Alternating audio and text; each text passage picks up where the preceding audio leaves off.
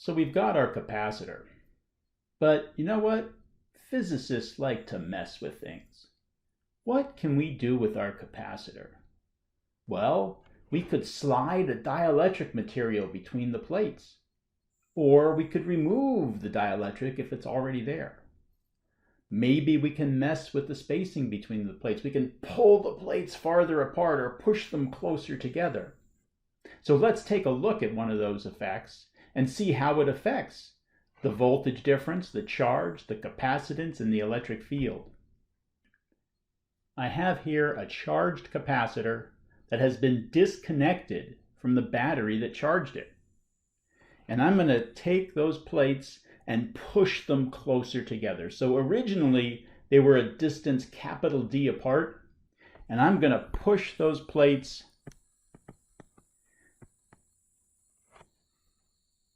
closer together so they're a distance lowercase d apart, a smaller distance between the plates. And we're going to see how all the properties of our capacitor change when we do that. We're going to fill in this table. I've filled in the first row for you. The spacing between the plates started out capital D. It ended up lowercase d. And that means it went down, it decreased. We made the spacing smaller. And we want to know, what about all these other things? The potential difference across the plates, the charge, the surface charge density, the electric field, the capacitance. How do all these other things change? Do they change? Let's see. Let's take a look at it. Maybe you should stop the video and think about it a little bit. See if you could fill in this table. The key here is understanding the order that things happened. This capacitor was hooked up to a battery and it charged up, and then it was removed from the battery. It is isolated. So there's no place for the charge to go.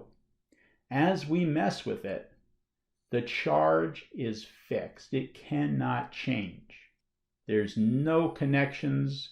There's no connection from one plate to the other. If it's hooked up to a battery, there's a connection from one plate to the other through the battery, and charges can move back and forth. The battery will move the charges back and forth to keep the potential difference fixed, because that's what a battery wants to do. It wants to keep a fixed potential difference between its terminals. But if there's no battery, if these plates are just isolated from each other, there's no place for the charge to go. The charge is fixed. Right away, we can go to our row that has charge in it and fill that in. If we started with charge Q naught, we're going to end up with the same amount of charge because it can't go anywhere and we can't get any charge from anywhere. So it stays the same. Let's jump to surface charge density. We just said the charge didn't change. Did the area of our plate change? No, we just changed the spacing between the plates, but we didn't make the plates bigger or smaller. The area of the plates, the surface area of the plates, is the same. So if the charge is the same and the surface area of the plate is the same, then the charge density must be the same. If it started out at sigma naught, it's going to end up at sigma naught.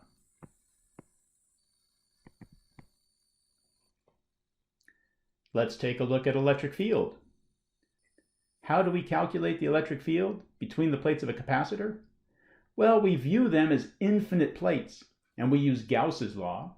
And what do we get? The electric field is sigma over epsilon naught. We just said sigma didn't change. So our electric field doesn't change.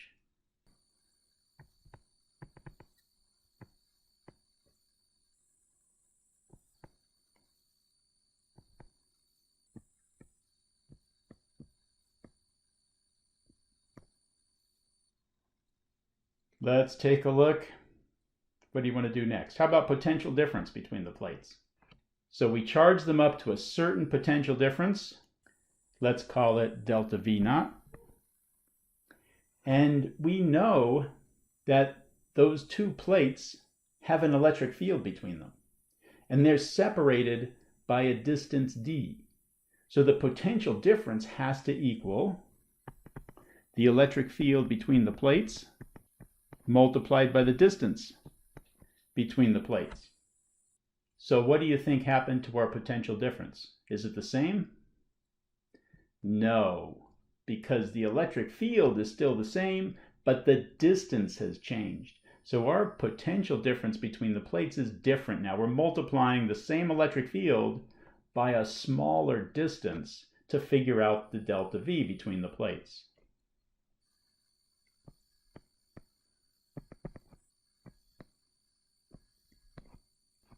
So our potential difference decreased. It got smaller. How about the capacitance? What does the capacitance depend on? It depends on the physical properties of the capacitor, the size of the plates, the spacing between the plates, and whether there's a dielectric in there or not, right? Those are the main things. And we messed with the spacing between the plates, so we changed the capacitance, didn't we?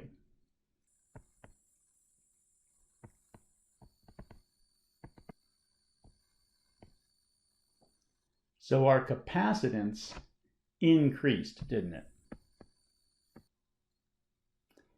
We could store the same charge on this capacitor that with the smaller distance between the plates as we could with the bigger one, but with a smaller delta V. A smaller battery would produce the same charge, so it must have a larger capacitance.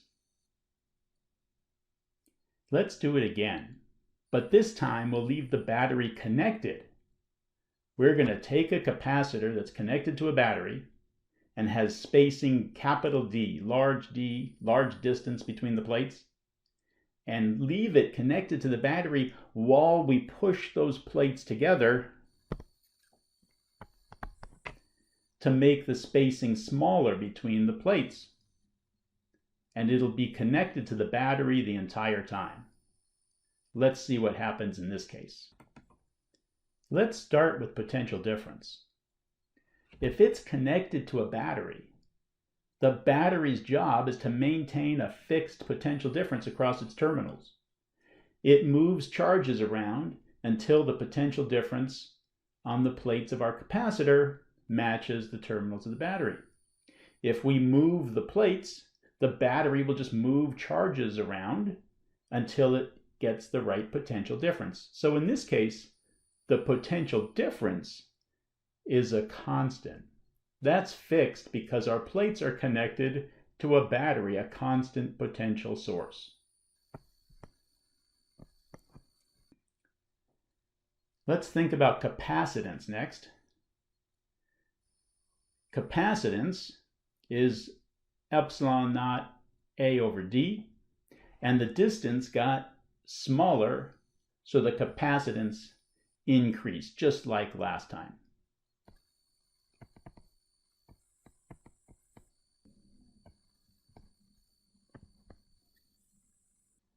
And we know that Q is equal to CV.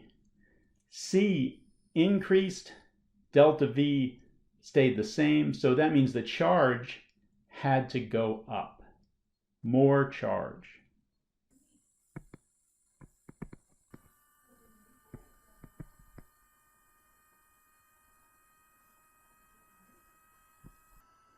The battery doesn't have to do as much work moving the charges because it's not moving them through as big a distance from one plate to the other.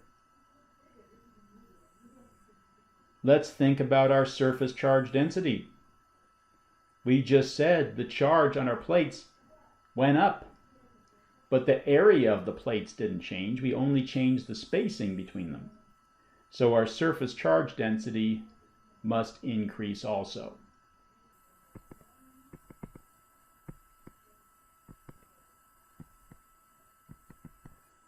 And that means that what happened to our electric field? It increased also, because the electric field depends on surface charge density.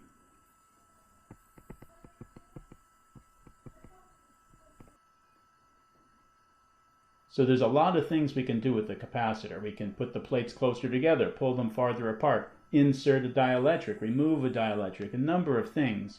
But the key is it connected to the battery while you're doing this? Or is it isolated? Is it disconnected from the battery?